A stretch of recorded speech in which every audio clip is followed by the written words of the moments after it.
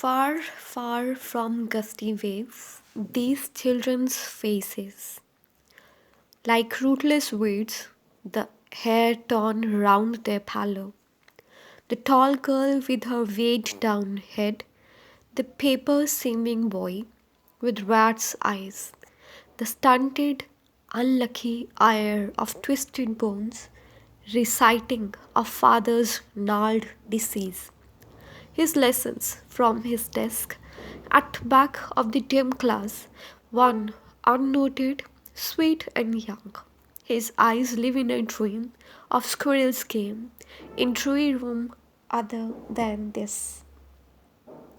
So just see, far, far from gusty waves. So wave, if we just take, it is a force of nature. It's an element of nature. So gusty is energetic, it is full of life. So just see, the lives of the children are completely away from life. They are away from energy. So simply means that in their life there is a lack of energy. These children's faces and how do they look like? It's obvious that the poet must have visited some of the schools located in a slum. So the kinds of the faces and the kinds of the physical appearance that he saw of the children, he might have been quite at pain seeing the situation, seeing the plight of such children. So he might have just thought that the kind of education these children are getting is actually not matching to the real life that these children live. So how do their faces look like? How do their faces look like? They are just rootless weeds. Weeds are unwanted flowers. Rootless means they do not have roots, or it might have been possible that the weeds which have been plucked out of the ground. So, simply means that after the unwanted plants which are plucked out of the ground, they wither. So, the same kind of the faces these children have. So, just see, the poet is comparing the faces of these children to the rootless weeds, using the word like, using the word like, using the word like. So this is poetic device which is called as simile. Simile. Simile. So this is simile. The hair torn round their pallor. So pallor word shows the complexion or the color of the children have on their faces. So this is yellow, this is pale. So there is no glow on their faces. They are dull. They are just pale, and their hair is uncombed, and they have just pale faces. The tall girl, now the poet describes the kinds of children he saw there in the classroom. The tall girl with her weighed down head.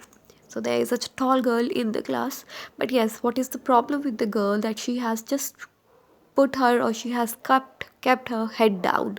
It seems as if her shoulders are not able to carry the weight of her head. It shows the malnourishment the child has got. It simply means she lacked food or she lacks food. The paper seeming boy. So this girl is not only the example in the class, there is another child in the class who just looks like a paper, who is as thin as a paper. Again, the child would not have got even enough food. No, That's why this is the reason he just looks like a paper with rat's eyes. And what kind of eyes this child has? He has rat's eyes. He has, it seems as if his eyes are as lively as rat's eyes, lively here. They might have been looking, they might have been looking for food here and there. So just like a rat is looking here and there for food or something to eat, the same are the eyes of the child. Simply making or simply telling the readers the kinds of lives, sorry, these children have. The stunted, unlucky ire of twisted bones reciting a father's gnarled disease. So it does not end here. There is another child who has been called as an unlucky ire. And what kind of child he is? He is just like this paper saving boy, this tall girl with weighed down head. He is stunted. Stunted means he has not developed completely.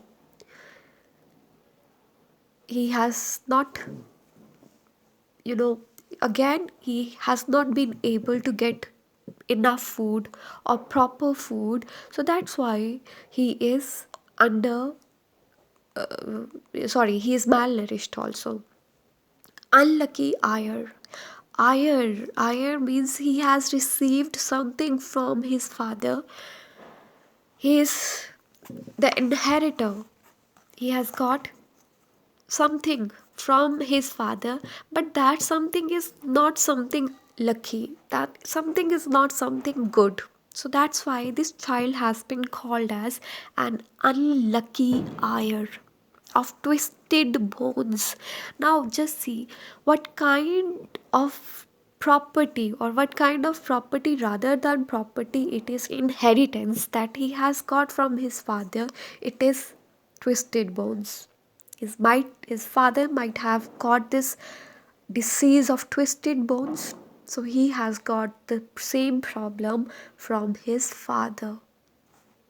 Reciting a father's gnarled disease, his lessons from his desk. And what is this child doing? He is taking his lessons from his desk, but along with taking his lessons, he is reciting. He is reciting. Now, just see, this word reciting has been used for two verbs. One is that he is reciting his lessons, and number two, that he is reciting his father's gnarled disease. So, gnarled is again, uh, it is knotted. So, the knotted disease that he has got from his father, he is reciting the same. So, uh, at back of dim class, but along with these children, there is another child in the class who seems to be quite sweet to the to the poet, who is quite a little different from the other children who are there in the class. At back of dim class, one unnoted, sweet, and young. So, yes, the child seems to be young, he seems to be sweet, and he is unnoted. Now, here, what you have to notice is the dim class. Dim class is corresponding to the dim lives, dim opportunities of these children. Sorry, opportunities that these children have got, and dim, life that they have got. Why the child seems to be sweet to the narrator? It is because his eyes live in a dream of squirrel's game in tree room other than this. So yes, he is also taking his lesson, but he does not seem to be interested in his lessons. Rather, he is more interested to go outside and just he's that's why he wanted to go out and he wanted to spend his time in the lap of nature. So that's why he's just dreaming of a squirrel's game in tree room. So he wanted to go out. He doesn't want to take his lessons. He wants to go out and he just uh, wants to spend his time outside of the class. Now just see the poetic devices which have been used in this stanza. The first has been discussed, that is simile, like rootless weeds. The next is paper seeming boy. Paper seeming boy. This is an example of metaphor because the poet has compared the child to a paper without using the words like and as. Rat's eyes is another metaphor used by the poet. This is also metaphor. I'm writing the spellings here.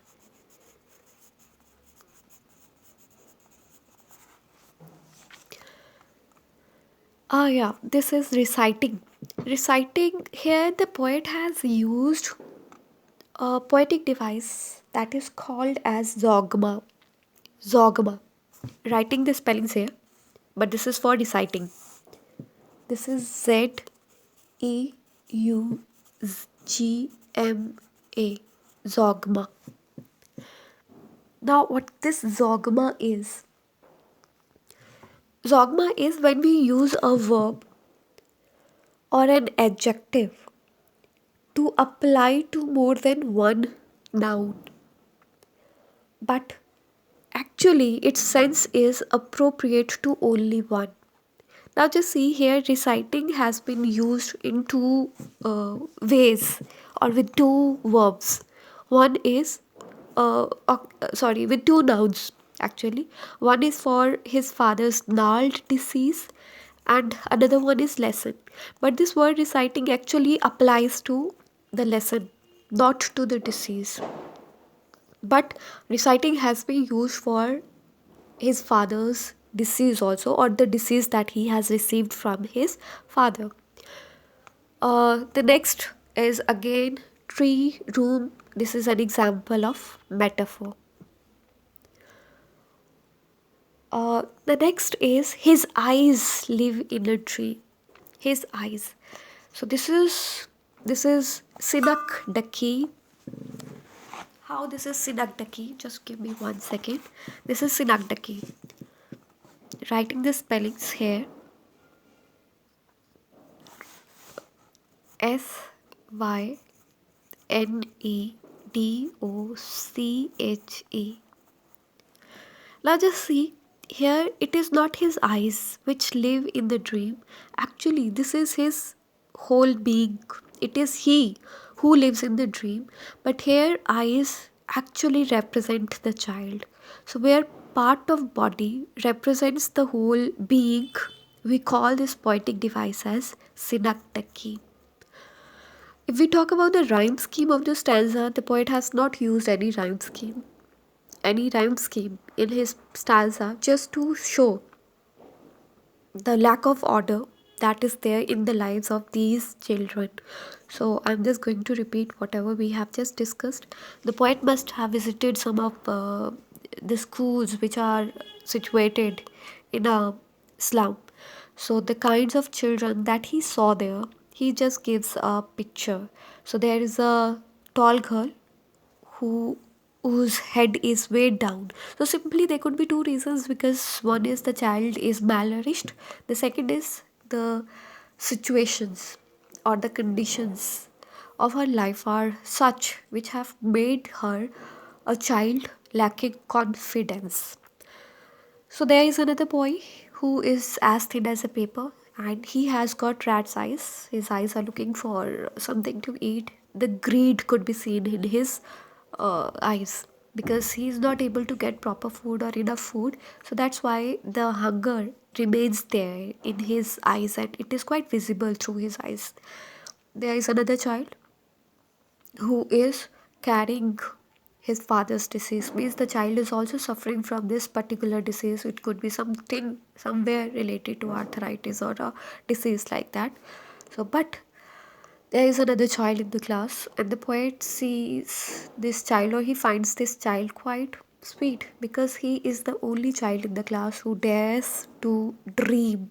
It's very, very, difficult to dream in a situation or in a circumstance where you feel like there is nothing to dream about, but the child still dares to dream the dream about the squirrels came in a tree room. So he wants to go out. Just wants to play like a squirrel, and he wants to just climb the trees. He wants to spend his time in nature. So he's the only child who dares to dream. So that's why this is the only reason that the poet finds the child sweet.